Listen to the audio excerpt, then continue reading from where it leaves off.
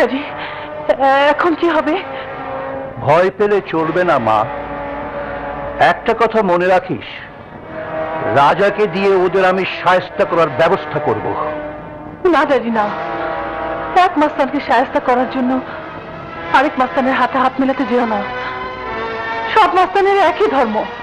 না রে মা, না, সবাই একরকম নয়। রাজা বড় ভালো ছেলে। আঙ্কেল, আপনি? রাজা, আমার বোধহয় মান সম্মান থাকলো না বাবা। ওই খানের দল আমার বাসায় এসে আমাকে হুমকি দিয়ে গেছে, ওদেরকে চাঁদা না দিলে আমার মেয়েকে ওরা তুলে নিয়ে যাবে। তুমি যদি বাবা। ঠিক আছে আঙ্কেল, আপনি কিছু ভাববেন না, আমি ওদেরকে সাহায্য করার ব্যবস্থা করছি।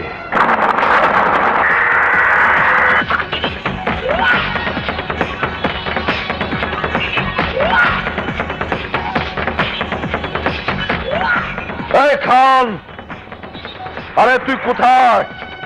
এদিকে আয়।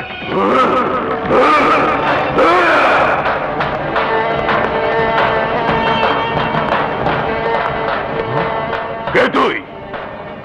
আমার নাম রাজা। আমাকে নাম ধরে ডাকার সাহস তোর কি করে হলো? বাঘের সাহস তার রক্তেই থাকে। তোর মতো ভাড়াটে মাস্তানদের ভাই বলে ডাকবে তোর পোষা কুত্তারা। রাজা, আমার কাজে তুই বাধা দিয়েছিস, আজ আমি তোর আয়ু রেখা মুছে ফেলবো।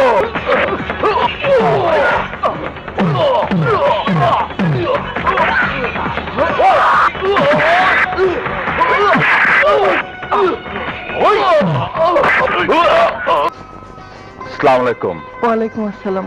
কে বাবা তুমি? আমার নাম রাজা। ও, এসো এসো, ভেতরে এসো। আঙ্কেল বাসা আছেন? হ্যাঁ আছে, এসো বাবা, ভিতরে এসো। তোমার মতো ছেলে যদি এদেশের প্রতিটি ঘরে ঘরে থাকতো, তাহলে সন্ত্রাসীরা মাস্তানি করতে সাহস পেত না। আঙ্কেল, মাস্তান ও সন্ত্রাসীদের সংখ্যা খুব একটা বেশি নয়, তবে কেন ওদেরকে আমরা ভয় পাই? আমরা সবাই যদি এক হয়ে রুখে দাঁড়াই, তখন ওরা পালিয়ে পার পাবে না। কেমন আছো রাত্রি? ভালো, কিছু মুখে দাও, আমি চা নিয়ে আসছি। আয় মা, বস।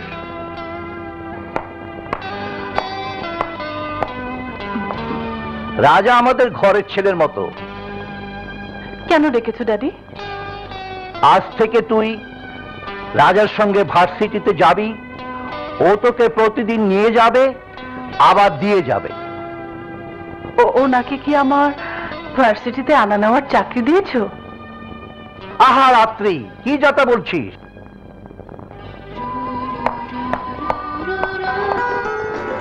তুমি কিছু মনে করো না বাবা, তোমার সঙ্গে রাত্রিকে ভার্সিটিতে পাঠিয়ে আমি নিশ্চিন্তে থাকতে পারবো।